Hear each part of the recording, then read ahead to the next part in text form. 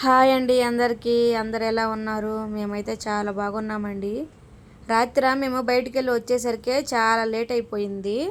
ఇంట్లో ఏ పనులు చేయకుండా అలాగే పడుకుండిపోయాను. ఈరోజు మార్నింగ్ లేస్తూనే ఇంట్లో పనులు అనేది స్టార్ట్ చేశానండి. రాత్రి ఇంటి దగ్గర ఉండే పని అయితే ఒక పని లేటుగా చేసుకున్నా సరిపోతుంది, కానీ ఇద్దరం ఆఫీస్కి వెళ్ళాలి కాబట్టి ఖచ్చితంగా ఉదయమే చేసుకొని వెళ్ళాలి. ఎందుకంటే మళ్ళీ నైట్కి వచ్చేసరికి ఎక్కువగా పని ఉండిద్ది. ఇంతకుముందు నేను ఉదయం పూట బ్రేక్ఫాస్ట్ చేసేదాన్ని, అలాగే మధ్యాహ్నం సాయంత్రానికి అన్నం కూర వండేదాన్ని. ఈ మధ్య ఏంటంటే మా వారు లేట్ అయిపోతుంది, మార్నింగ్ నువ్వు ఎక్కువగా పని పెట్టుకుంటున్నావు, ఉదయానికి అలాగే మధ్యాహ్నానికి ఒకేసారి వంట చేసేయి, ఒకేసారి అయిపోతుంది కదా అని అంటున్నారు. అందుకని చెప్పి నేను ఈ మధ్య అలాగే చేస్తున్నాను. నేను గిన్నెలు అవన్నీ నైటే కడుగు పెట్టుకుంటాను ఆల్మోస్ట్. ఇంకా కుదరట్లేదు, నైట్ ఏదైనా పని ఉండే లేట్ అయిపోయిందంటే మాత్రమే నేను ఉదయం వాష్ చేస్తాను. బట్టలు కూడా నేను ఉదయం పూటే వాష్ చేస్తాను, వాషింగ్ మిషన్కి వేసేస్తాను. అది కూడా రోజు మార్చి రోజు ఉతుకుతాను. రోజు ఏం బట్టలు ఉండవు కాబట్టి, మేమిద్దరమే కాబట్టి ఉండేది, రోజు మార్చి రోజు ఉతుకుతాను. పై పని అంతా చేసేసుకొని ఇంక వంట అయితే స్టార్ట్ చేశాను. ముందు బియ్యం కడిగి పొయ్యిన పెడితే అన్నం ఉడికేలోపు కూరగాయలు కట్ చేసుకోవచ్చు, కొంచెం టైం సేవ్ అవుతుంది. అందుకే ముందైతే అన్నం పెట్టేశాను. ఈరోజు ఒక పొయ్యి మీద అన్నం పెట్టాను, ఇంకొక పొయ్యి ఖాళీగా ఉంది కదా, దానిపైన అయితే గుడ్లు పెట్టాను. ఈ రెండు ఉడికేలోపు నేను కూరగాయలు కట్ చేసుకోవడం అయిపోయిద్ది. ఈరోజు అయితే నేను అన్నము, వంకాయ కూర, చపాతీలోకి ఉల్లిపాయ టమాటా కూర చేస్తున్నానండి. అన్నము గుడ్లు ఉడికేలోపు నేను కూరగాయలు కట్ చేసుకోవడం అయిపోతుంది.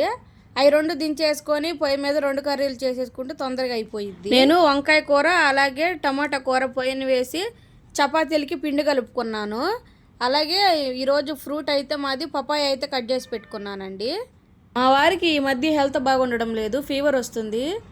అందుకే నేనైతే పపాయ తెచ్చి పెడుతున్నాను ప్రతిరోజు. మామూలుగా అయితే మేము అన్ని ఫ్రూట్స్ తింటాము, హెల్త్ బాగలేనప్పుడు అందుకే నేను ఆ ఫ్రూట్ అయితే పెడుతున్నాను. బాగలేని దగ్గర నుంచి ప్రతిరోజు ఈ ఫ్రూటే పెడుతున్నానండి. మనకి ఆరోగ్యం బాగలేనప్పుడు ఎక్కువగా మెడిసిన్స్ యూజ్ చేసే కంటే తక్కువ మెడిసిన్ వాడి హెల్తీ ఫుడ్ తీసుకోవడం వల్ల ఆరోగ్యానికి చాలా మంచిదండి. మనం ఏంటంటే బాగలేనప్పుడు ఎక్కువ డబ్బులు హాస్పిటల్స్కి పెడతాం, కానీ తినడానికి మాత్రం ₹1 కూడా ఖర్చు పెట్టము.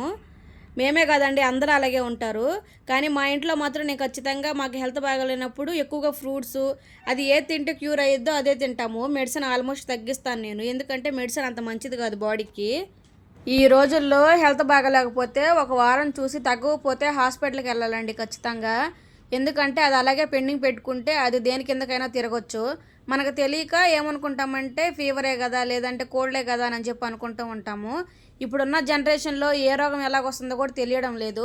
చిన్నపిల్లల దగ్గర నుండి ప్రతి ఒక్కరికి ఏదో ఒక ప్రాబ్లమ్స్ ఉంటున్నాయి.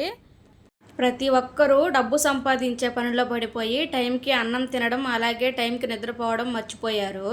ప్రతి ఒక్కరూ హెల్త్ జాగ్రత్తగా చూసుకోండి. డబ్బు ఎక్కువ సంపాదించాలని చెప్పి ఎక్కువగా సంపాదించి మనం తినకుండా ఆ డబ్బులన్నీ హాస్పిటల్కి పెట్టే కంటే కూడా ఉన్న 4 రోజులైనా హ్యాపీగా తిని ఫ్యామిలీస్ తోటి హ్యాపీగా ఉండాలనేది నా కోరిక అండి. అందుకే అలా చెప్పాను. మా ఆఫీసు టైమింగ్స్ 10 to 6 అండి.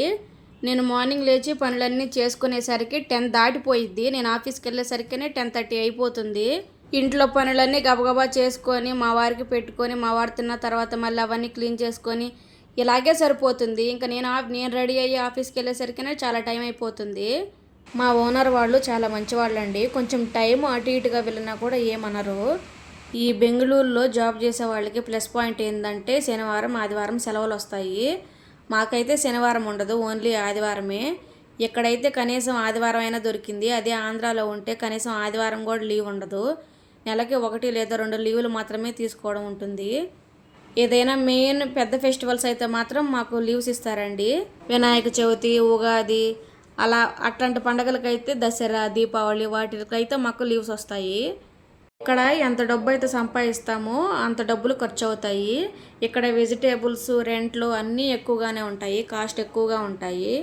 ఇక్కడ ఇద్దరు వర్క్ చేస్తేనే గడుస్తుంది, లేకపోతే చాలా కష్టంగా ఉండిద్ది. ఇక్కడ ఇద్దరు వర్క్ చేసే పని అయితే ఉండాలి, లేదంటే ఊర్లో ఉండడమే బెటరు.